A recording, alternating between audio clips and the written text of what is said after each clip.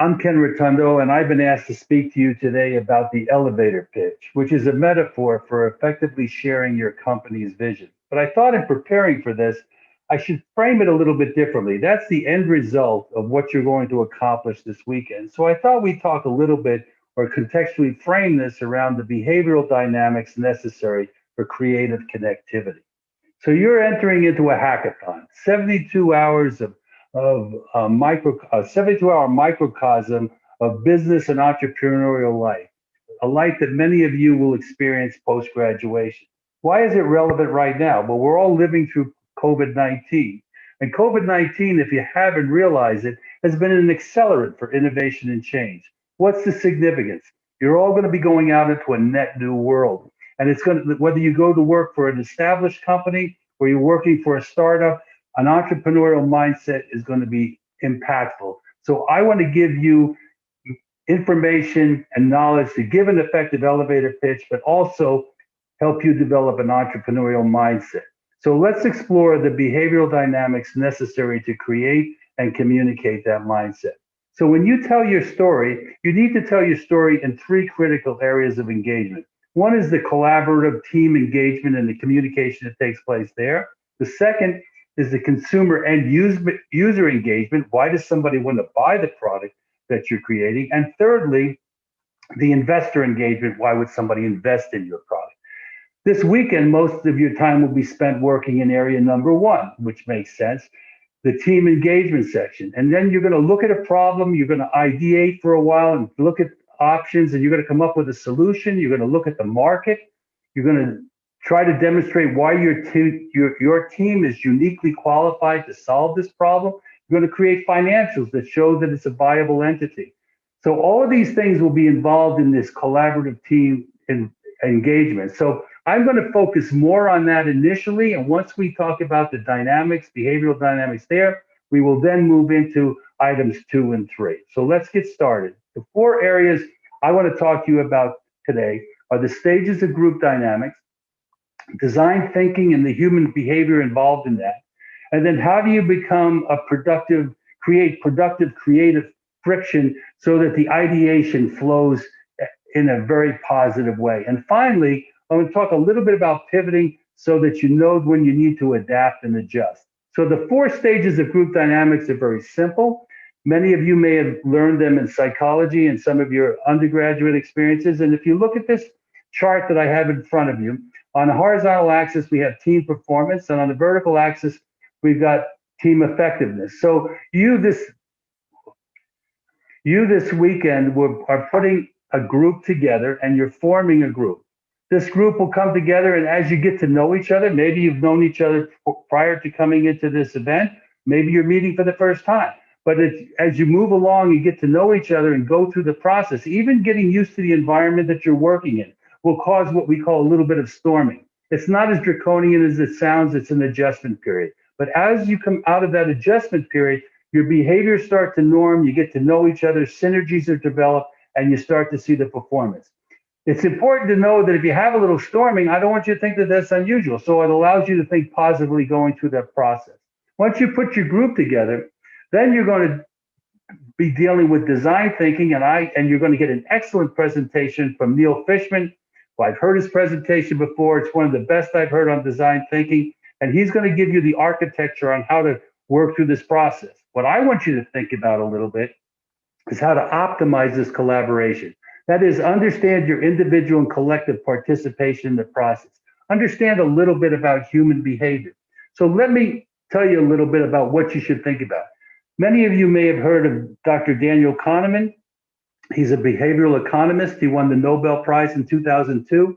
And some of his work is based on the fact on how our brain processes information. He describes our brain as having system 1 and system 2. System 1 is our subconscious brain. It accounts for 95% of all decisions. How does it work? It's fast. It's automatic. We don't even know it's working. But it responds heuristically. What does that mean? It means we use mental shortcuts that are based on past experiences and conscious cues. That's okay going through life, but in this exercise that you're doing today and through this weekend, it's important that you think and use system 2. What does system 2 do? System 2 is deliberative. It's not automatic. It's you have to activate it. It takes more effort, takes more energy. Let me give you an example how the two systems work. If I asked you to multiply 2 times 3, you would immediately give an answer. That's system one. However, if I ask you to multiply 17 times 24, it's very much different. 17 times 24, you got to go through a mental process, put some effort to it, and think through it. And all I'm saying to you during this weekend, as you're going through the design thinking model, make sure you're engaging your system too and giving it some analytical thought. That allows us to move then with the two topics we just covered into the creative tension environment, the ideation session. And this involves to have effective collaboration requires effective communication. And let me just tell you a couple things about communication. Communication involves talking and listening. A wise man once said that we have 2 eyes, 2 ears, and only 1 mouth. And you should use each of those in the proper equal proportion. Now, I'm not saying how much time you're going to spend talking or listening, but I want to tell you how to do both better as you interact with your group. First of all, when it comes to listening, employ active listening. What is active listening? It is not listening just waiting to speak again. It is listening to understand. And when you listen to understand within your group, you're going to be activating your system 2 brain to be effective and think the thought through. When it comes to your opportunity to present something, your opportunity to talk to your group about an idea or input, I want to tell you 3 important rules to effective messaging and communication. They are authority, similarity, and likability. What does that all mean? Authority doesn't mean that you have to be an absolute subject matter expert, but your team needs to know that you've given some good thought and deliberation to what you're thinking about and how you're going to present it. Similarity has to know that it's for the collective good, and they know that you're really thinking about what's best for the team, the company, and the product. And likability, people like to do business with and work with people that they collaborate and work well as a group. And I'm sure that's going to happen in most all the groups that are working here today, but I just want to remind you of those facts. So now that we've gotten the stages of group dynamics and we understand that, we understand how to work through design thinking, and we're ready for the ideation and know how to effectively communicate, then I want to talk to you a little bit about pivoting. And pivoting is just a course correction. I want you to be open-minded, be objective. And when the mentor interaction takes place, I want to make sure you listen to what those mentors have to say. Now, that doesn't mean that you will automatically do everything that a mentor tells you, but the purpose of the mentor is to add another dimension into your contemplative dynamic so that you can accelerate, because you're only doing this in a short period of time. They're helping you work through the thought process. So now that we've done all of these things and put the collaborative engagement together, now we're ready to tell our story. And we're ready to go with the elevator pitch, telling your story to the consumer and to the investor. What's the most important thing you need to know?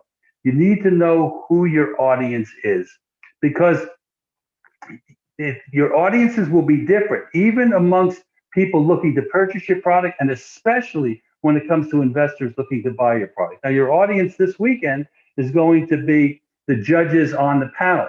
But as you go into the real world, you're always going to have new audiences. And what you need to know about that is what's in it for them. If you know your audience and you know what's important and motivational to them, you frame your conversation so that they best understand it.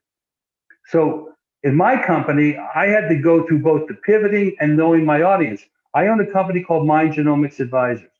And when I started this company, we have a remarkable set of algorithms that we apply to human behavior, and the response is just unbelievable. It's very scientific. It's evidence-based.